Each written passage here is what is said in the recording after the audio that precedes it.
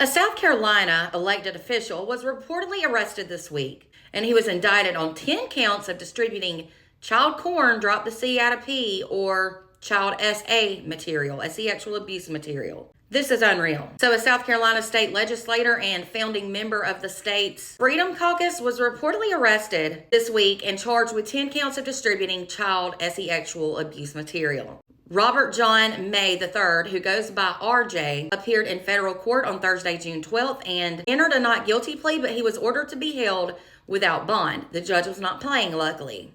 A federal grand jury indictment said that RJ used usernames of Joe Biden 69 with 4 R's and Eric Rentling, Rentling. In April of last year, 2024, he reportedly distributed child SA material on the app called Kik. KIK. According to reports, that app Kik flagged several videos from that Joe Biden 69 username, and they were containing child SA material. The app then reported them to the National Center for Missing and Exploited Children. Investigators were then able to determine that the account was connected to the home IP address and the specific mobile device or cell phone of RJ's. Investigators told the court that that Joe Biden username was created on March 30th of 2024, and then it was deleted 5 days later after sending more than 1,100 messages that were all said to be very sexually explicit in nature. They then found 220 different images and videos of child SA material that had been saved to that account belonging to him. Unbelievable. A special agent for the Department of Homeland Security Internet Crimes Against Children's Unit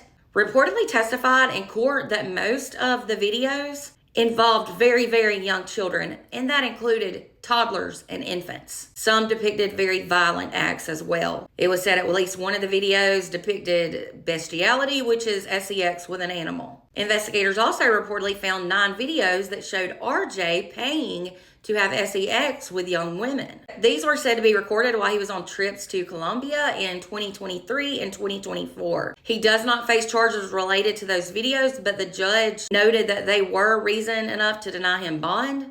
And the judge also noted that his own young children were both under the age of 10. The judge stated that she was concerned about the danger to the community, specifically his 2 young children who were both minors and other children. Prosecutors reportedly presented phone records from the phone that handled the child SA material. They gave those records to the grand jury, and they reportedly showed RJ making calls to his wife or his clients at his consulting firm or researching legislation. But at the same time, that child SA material was being shared on Kik. Now, listen to this. His attorney tried to argue that people don't use their phones for multiple things at once. However, the judge then noted she was texting a law clerk, scheduling hearings, and taking notes during this hearing all at the same time on her cell phone. So she shut them down. An attorney also argued that his political enemies could have gotten into RJ's internet during this time, although his home Wi-Fi and phone were both password protected. They were gripping at straws. On Thursday, RJ was suspended from the House of Representatives